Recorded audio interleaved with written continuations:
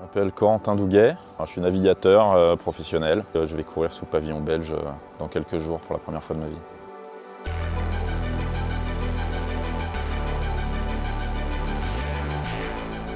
C'est vrai que dans une carrière de navigateur, passer le Cap Horn, ça t'arrive pas tous les jours. Sûr, c'est que d'arriver de Valparaiso au Cap Horn, ça c'est pas un grand classique dans notre métier.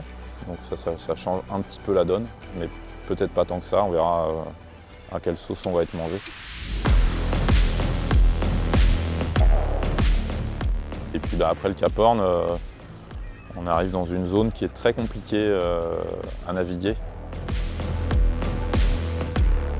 En fait, on est sous le dévent de la Cordillère des Andes, pour faire simple, qui est un énorme dévent en fait. Et donc là-dedans, il y a tout un tas de systèmes qui se créent, qui sont assez jeunes et qui sont du coup difficiles à bien placer, à bien prévoir pour les modèles.